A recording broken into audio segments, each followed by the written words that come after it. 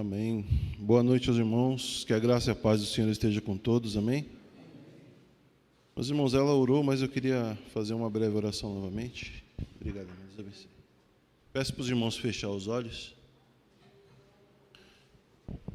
Senhor, meu Deus, neste momento, ó Pai, nós iniciamos, ó Deus, o momento da palavra, Deus. Peço a Ti, Senhor, que o Senhor contemple a cada servo Teu que aqui está, ó Pai. Que o Senhor possa preparar os nossos corações para receber a Tua palavra, Senhor, como aquela boa terra, Senhor, que frutifica, ó Deus. Pai, eu Te peço neste momento, tira todo impedimento, Senhor, todo sentimento negativo, ó Pai, toda opressão, ó Santo Deus amado, tudo, ó Senhor, que atrapalhe de estar em comunhão contigo neste momento, ó Deus. Que a Tua palavra, Senhor, nos alcance, ó Pai, e cumpra em nós o propósito, ó Pai, para o qual o Senhor designou, ó Deus. Assim eu oro e Te agradeço em nome de Jesus. Amém. Amém? Glória a Deus.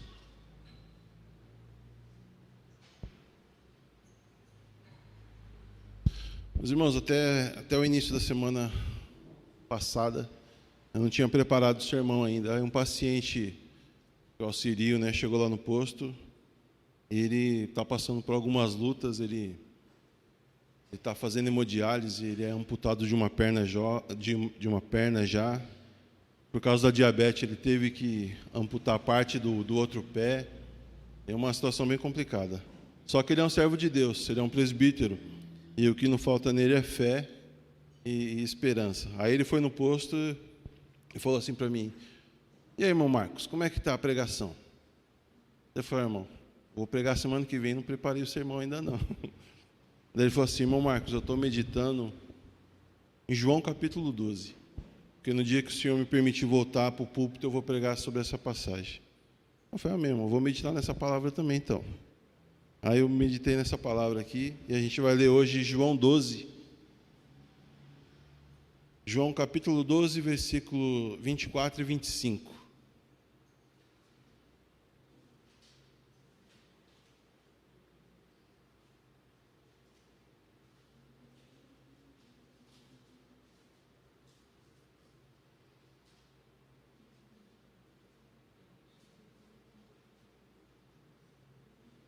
João 12, 24 e 25, que diz assim: na verdade vos digo, que se o grão de trigo caindo na terra não morrer, fica ele só, mas se morrer, dá muito fruto. Quem ama a sua vida, perdê-la-á. E quem neste mundo aborrece a sua vida, guarda-la para a vida eterna. Amém? Glórias a Deus. Meus irmãos, nesse contexto aqui, Jesus estava em Betânia. Ele chegou em Betânia, onde já estava Lázaro, né, Maria, Marta. E nesse contexto aí, você vai lembrar aquele contexto que Marta, enquanto fazia os afazeres, servia os convidados, Maria protagonizou aquela cena de ungir os pés do mestre e enxugar com os seus cabelos.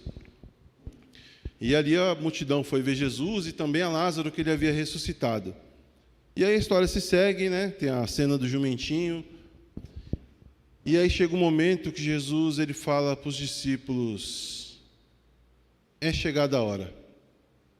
Ele pronuncia essas palavras que está aqui no versículo que a gente acabou de ler. Ele fala: é chegada a hora. Porque ele estava dizendo que seria preciso morrer para que houvesse frutos. Ele precisaria morrer para gerar vida em abundância. E, sinceramente, meus irmãos, eu não acredito que ele teria obrigação de fazer isso. Ele não necessitava fazer isso. Ele é Deus. Eu acredito que seria muito mais fácil ele fazer o que ele fez em Gênesis, no dilúvio. Ele exterminou ali toda a criatura por causa do pecado. Seria mais fácil ou não seria? Não seria não, meus irmãos. Não foi fácil, na verdade. Não foi fácil, sabe por quê?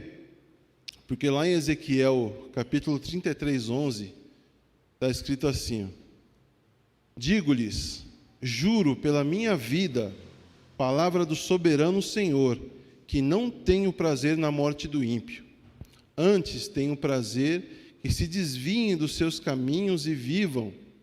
E ele ainda faz um apelo: voltem-se dos seus maus caminhos.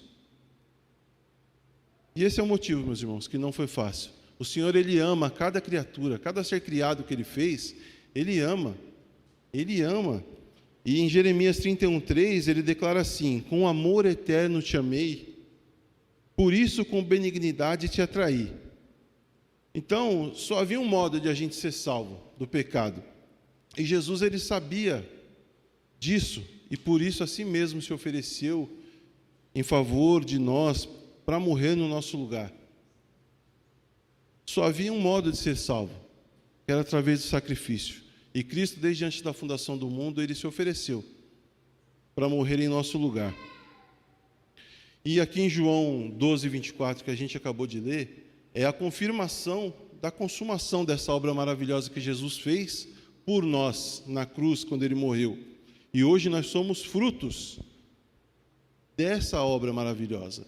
Ele falou ali: aquele que não morre, deixa eu ler novamente aqui, na verdade vos digo, se o grão de trigo caindo na terra não morrer, fica ele só, mas se morrer, dá muito fruto.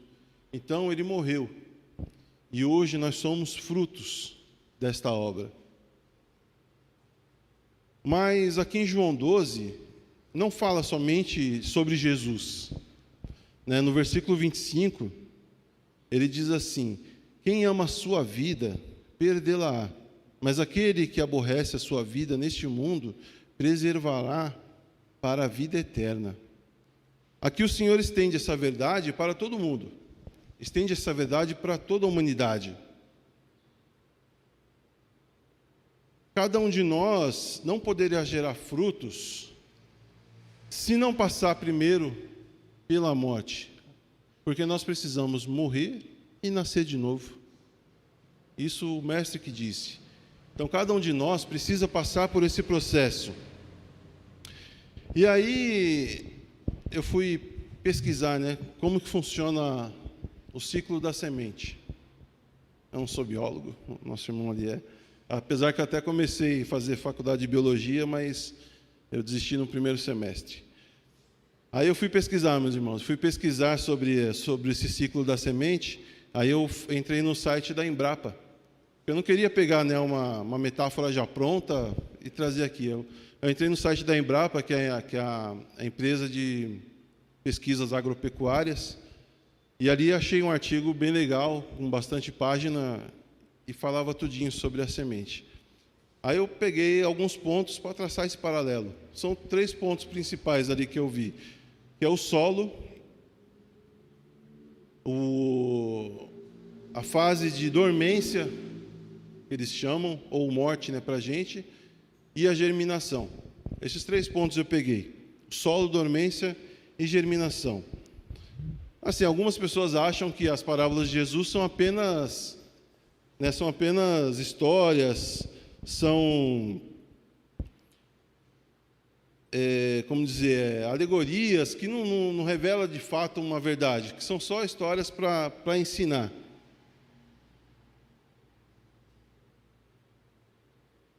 Mas eu particularmente acredito que as parábolas, elas estão carregadas de significado e de verdade. A gente pode não compreender, mas elas estão aqui. Porque Jesus não usava essas parábolas à toa. Ele usava para ensinar uma verdade que está aqui.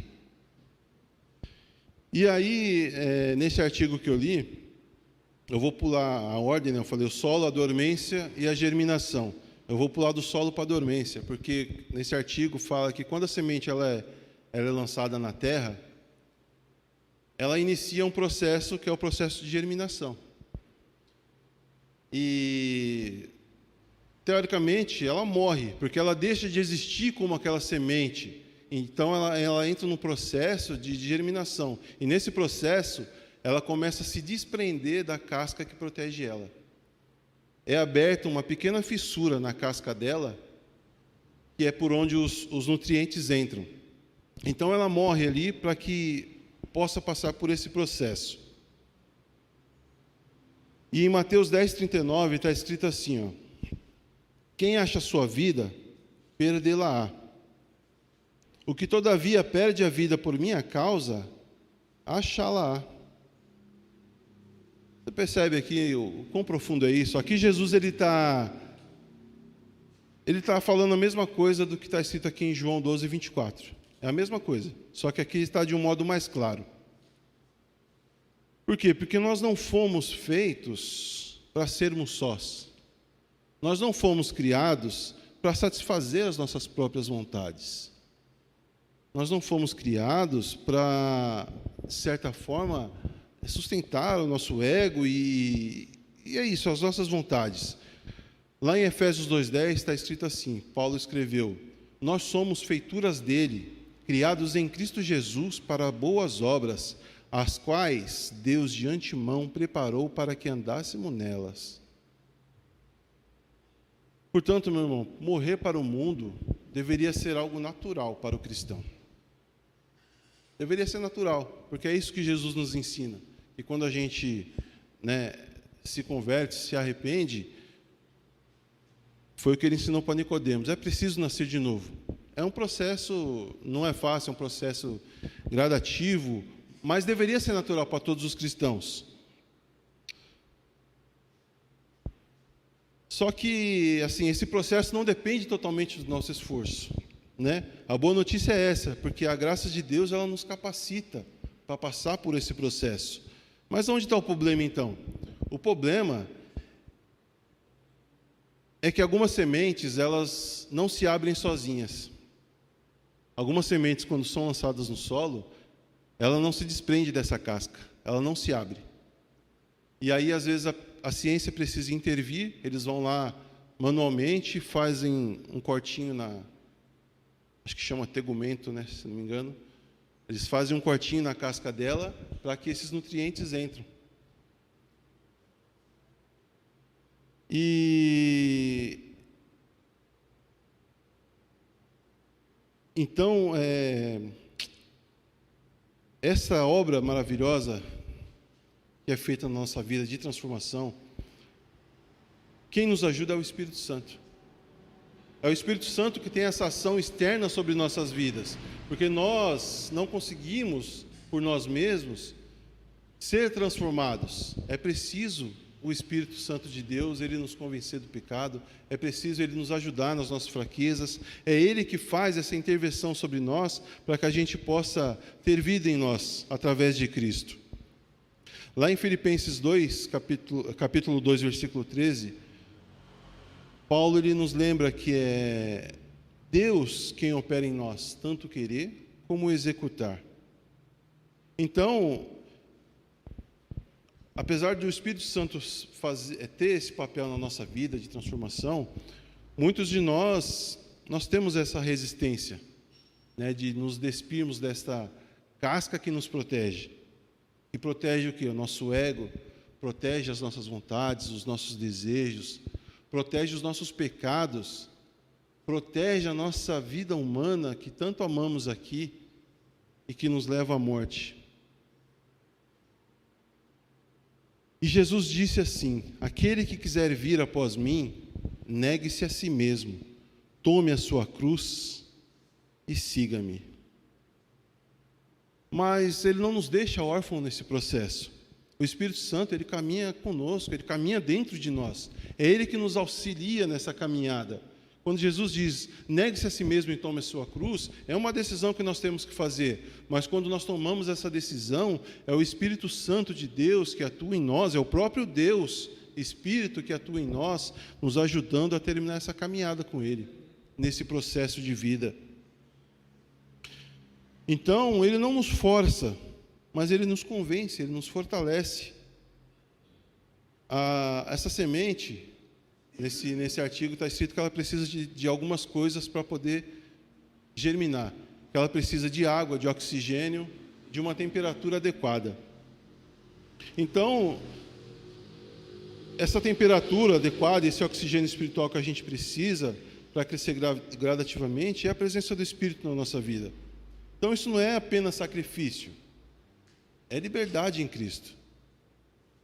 Os irmãos, o Senhor não nos pede para que a gente simplesmente pare de viver e seja infeliz.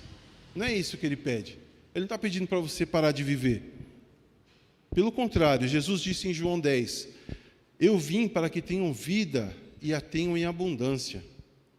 Então, morrer para o mundo, meus irmãos, não é perder a vida, é encontrar a vida verdadeira em Cristo.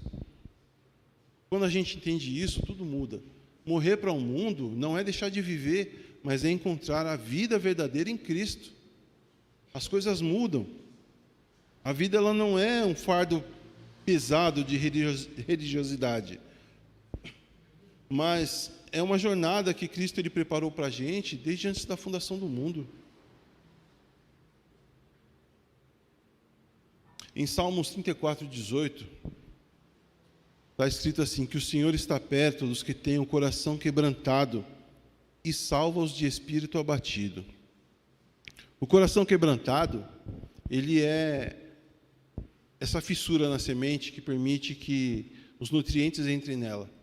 O coração quebrantado nos aproxima de Deus, porque o coração quebrantado, o coração aberto a receber o Espírito Santo, ele nos capacita, ele permite que o Espírito Santo nos molde segundo a sua vontade. Ele que opera em nós, é Ele que opera essas maravilhas em nós. Então, quando nos rendemos a Ele, nós descobrimos que os seus mandamentos não são penosos, né, como esse peso, mas eles nos direcionam para a felicidade em Cristo verdadeiramente. Ele nos provê tudo. E eu falei sobre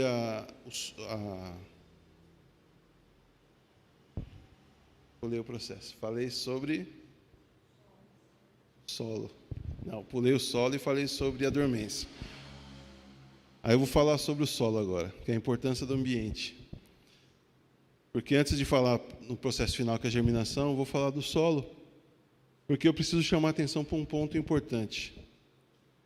O solo que você está, ele tem os nutrientes necessários para que você gere vida, para que você frutifique em Cristo? Eu já falei aqui outras vezes que o mal desse século são as doenças mentais, né, os problemas da mente, as conturbações. E eu aprendi a me observar muito, né, ao longo dos anos, e observar as outras pessoas também. E eu percebi que as pessoas elas têm uma tendência de se abrir com pessoas que elas têm afinidade, mesmo que elas não conheçam essa pessoa. Elas se identificam, às vezes, com o estilo de vida, se identificam com os problemas daquela pessoa, porque às vezes os problemas são parecidos, mas ela não conhece aquela pessoa a fundo, mas ela acaba se abrindo para essas pessoas. E aí eu lembro que certa vez até falei para minha esposa, falei, olha, cuidado com o que você fala e para quem você fala, porque ela já teve alguns problemas no trabalho em relação a isso, né? Ela achava que era amiga, mas no final se mostrou outra coisa. Então, a gente não percebe, mas a gente tem essa necessidade de interação, a gente tem essa necessidade de ser aceito, a gente tem a necessidade de validar os nossos sentimentos. A gente tem necessidade de validar aquilo que a gente está vivendo no momento. Porque às vezes é difícil a mudança, é difícil morrer, é difícil passar por esse processo. Então é mais fácil eu buscar abrigo naquilo que me conforta. E às vezes quando eu encontro alguém que me ampara, mesmo que essa pessoa não tenha vida em Cristo, pode ser que a gente corra o risco de se afastar dele. Então, meus irmãos, o grande perigo é isso. O solo onde a semente está, ele faz toda a diferença. Faz toda a diferença. E algumas pessoas não perceberam ainda que o vazio da nossa alma, ele só é preenchido por Cristo. O vazio existencial que importuna as pessoas, que consome o intelecto, consome a mente, a paz, ele só é preenchido por Cristo. E por não entender isso, às vezes a gente se fecha para essa transformação, se fecha para que a Bíblia chama de metanoia, que é renovação da mente. Por a gente não entender que Cristo é a solução para a nossa vida, por a gente não entender que Ele é o nosso propósito de vida, Ele é o motivo da nossa existência, a gente se fecha para a transformação. E a gente às vezes passa a dar ouvido há pessoas que, como muitos, amam mais essa vida, e aos poucos, sem perceber, às vezes começa a morrer por dentro. Então, falando metaforicamente, essa semente que se abre em solo contaminado, a tendência dela é o quê? É morrer de vez, é apodrecer. Dali não vai gerar vida. E tem um dito popular que até o pastor usou aqui domingo, que fala assim, que você é a média das 5 pessoas com que você convive. Aí lá em Coríntios 15:33, Paulo adverte a gente falando assim: não vos enganeis, as más conversações corrompem os bons costumes. Em Salmos 1:1 está escrito: bem-aventurado o homem que não anda no conselho dos ímpios, e nem se detém no caminho dos pecadores, e nem se assenta na roda dos escarnecedores. Você percebe o quão perigoso é estar no ambiente errado? Uma vez eu ouvi um pastor falar assim, que algumas pessoas perguntam: posso ir aqui, posso ir ali, posso ir em tal lugar? Ele falou assim: é simples essa pergunta, é simples de responder. Para onde você está indo agora? Cristo, ele vai entrar com você? Se Cristo não estiver com você, aquele lugar ali também não é para você. Se Cristo não pode entrar, o que você está fazendo ali? Então, se você, o lugar que onde você for, Cristo ele puder te acompanhar, é um bom lugar para você ficar. Então, esse ambiente, meus irmãos, ele faz toda a influência na nossa vida. Ele tem influência. Aí eu te pergunto: a igreja é um bom solo? Sim, né? Uma família bem estruturada é um bom solo? Amigos tementes a Deus é um bom solo? São. E nesse bom solo, que é a igreja, a família, amigos tementes a Deus, eles vão te prover os nutrientes que você precisa, porque eles vão te aproximar de Deus, eles não vão te afastar. Amigos que temem a Deus, eles não vão te afastar dos caminhos de Deus, eles vão te aproximar dele. Eles vão te aconselhar, vão te instruir, a família vai te instruir, a igreja ela está aqui para gerar essa comunhão, para dar o ensino, que é esse alimento que nos fortalece e nos permite a caminhada com Cristo. E então, nesse bom solo, como eu disse, serão providos, que eu falei, a semente ela precisa de água, oxigênio e temperatura adequada. A Bíblia diz que a palavra de Deus é água, que nos purifica. O próprio Jesus é a água da vida. O Espírito Santo é o nosso oxigênio, é o que nos capacita a continuar. E a temperatura é isso, meus irmãos, é a comunhão, é o cuidado uns pelos outros, é os conselhos bons, é o amor uns aos outros. E aí eu repito que o Senhor está perto dos que têm o coração quebrantado. Por quê? Porque o coração quebrantado, ele está aberto a receber a palavra de Deus. Ele vai estar aberto a receber a instrução do Espírito Santo. Ele vai estar aberto a obedecer a Deus. Ele vai estar disposto a obedecer. E não tem problema você estar no mundo. Não tem problema. A gente vive aqui, a gente precisa viver, trabalhar, estudar, não tem problema. O problema é amar mais o mundo do que a Deus. O problema é dar valor mais às coisas deste mundo do que às coisas de Deus. Aí é o que minha esposa falou: você tem entregado o seu melhor? O problema é esse, é simples. A gente está no mundo, mas nós não pertencemos a esse mundo. A Bíblia fala que nós somos criados para a glória de Deus. E a Bíblia fala que Ele há de concluir a obra dele na nossa vida. Então, meus irmãos, a visão é essa. Você está no mundo, mas cuidado. Cuidado para não amar mais o mundo do que a vida. Aliás, mais o mundo do que a vida em Cristo, né? E aí o terceiro ponto é a germinação. Nesse artigo ele fala que cada semente ela tem um embrião dentro dela. Ele está ali, esperando para que os nutrientes entrem, para que ele germine. E eu achei esse termo maravilhoso. Tem um termo maravilhoso que eu li num desses artigos, que fala que esse processo é um processo de reativação de vida. Esse processo da semente é um processo de reativação de vida. Quando ela precisa do solo, da temperatura, da água, etc., é um processo de reativação de vida. Do mesmo modo, o propósito de Deus ele foi cravado em nosso ser desde antes da nossa existência. Aí eu marquei alguns versículos aqui, veja o que a Bíblia fala. Em Romanos 8, 29, 30, está escrito assim: aos que de antemão conheceu, os predestinou para serem conformes à imagem do seu Filho. Em 1 João 3, 9, qualquer que é nascido de Deus não permanece em pecado, porque a sua semente permanece nele. Em Eclesiastes 3, 11, ele fez tudo apropriado ao seu tempo, também pôs no coração do homem o anseio pela eternidade, embora este não compreenda inteiramente o que Deus fez. Em Salmo 139, 16, os teus olhos viram o meu corpo ainda informe. No teu livro todas estas coisas foram escritas, as quais iam sendo dia a dia formadas, quando nenhuma delas havia ainda. Então, meus irmãos, esse aqui é o paralelo mais forte que eu achei dessa metáfora. Porque o embrião da vida, ele já está na gente desde antes de a gente florescer. Desde a gente vir à existência, Deus havia planejado a nossa existência. Fala ali que ele gravou no nosso coração o desejo pela eternidade, e tem uma passagem que eu não vou lembrar agora, mas que Jesus ele roga ao Pai por aqueles que haveriam de crer ainda. Então Jesus, desde sempre, ele conhece você. Ele colocou o desejo da eternidade no seu coração, ele colocou o desejo pela vida. Você é dele.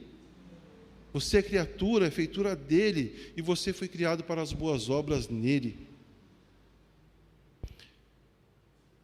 Então, meus irmãos, nós não estamos caminhando no escuro.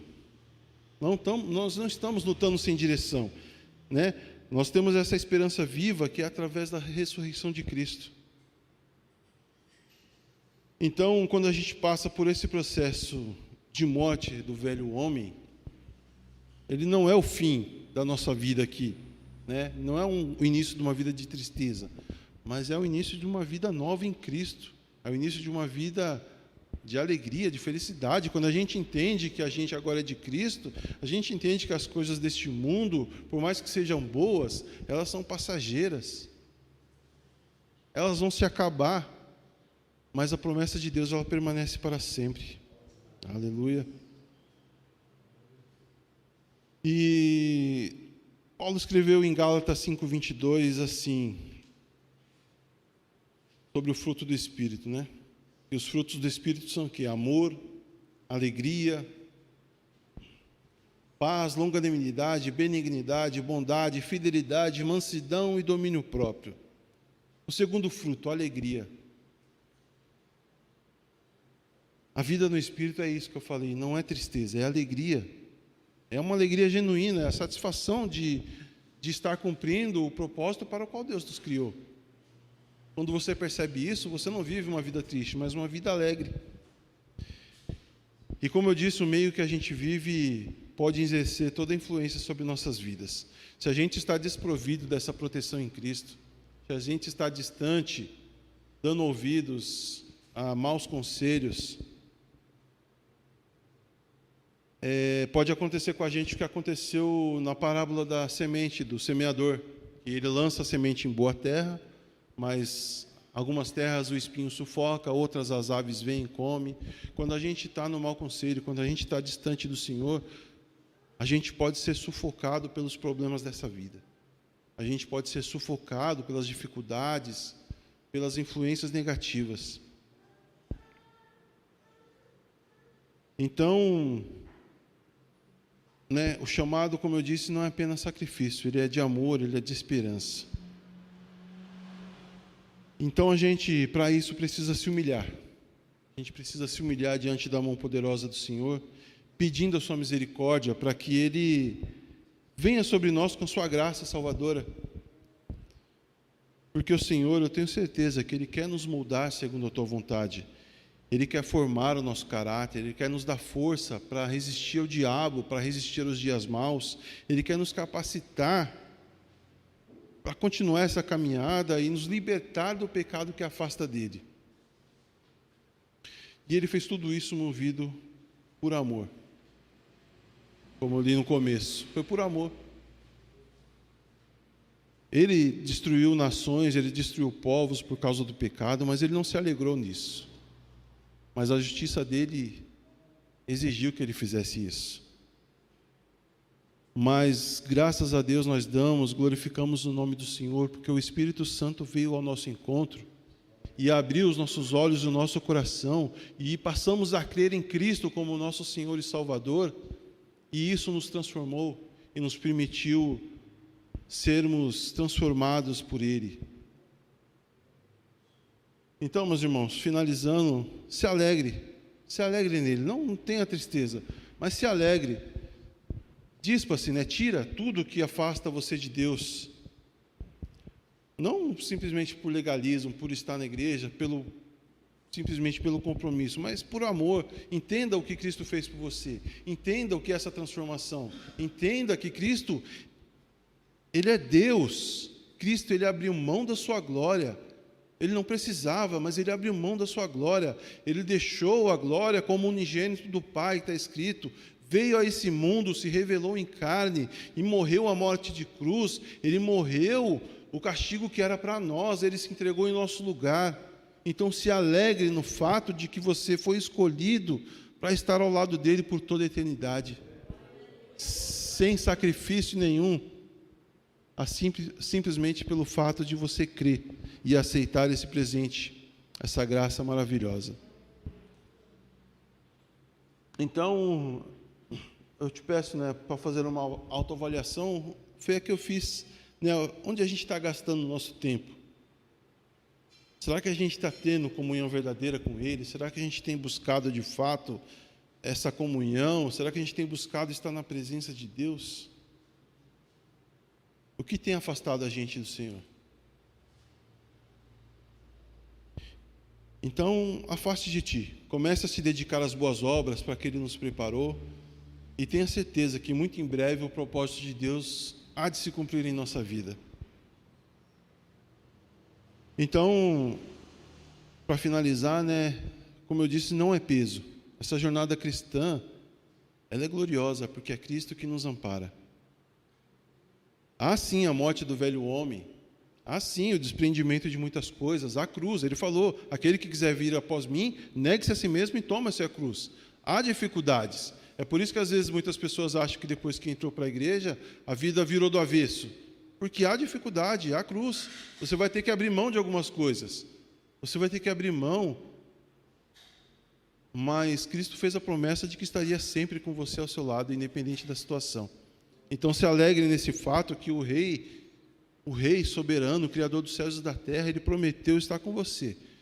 E eu não acredito que Ele haveria de se arrepender dessa promessa e nem voltar atrás. Amém? Você crê que Ele está com você? Amém. Glória a Deus por isso. Então, meus irmãos, o mesmo Deus que começou a boa obra em você, Ele é fiel para cumprir. E que o Espírito Santo nos capacite e que a graça de Deus nos sustente cada dia mais, para que a gente alcance, como Paulo disse, a estatura do varão perfeito. Amém? Curve suas cabeças, meus irmãos. A mensagem era essa. Pastor?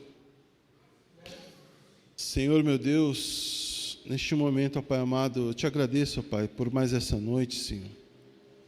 Entrego a Ti, ó Santo Deus, a minha vida, Senhor, a vida dos meus irmãos que aqui estão, Senhor, que deixaram as suas vidas e vieram aqui para adorar e glorificar o Teu santo nome, Senhor. Eu sei que não é tarefa fácil, ó Pai.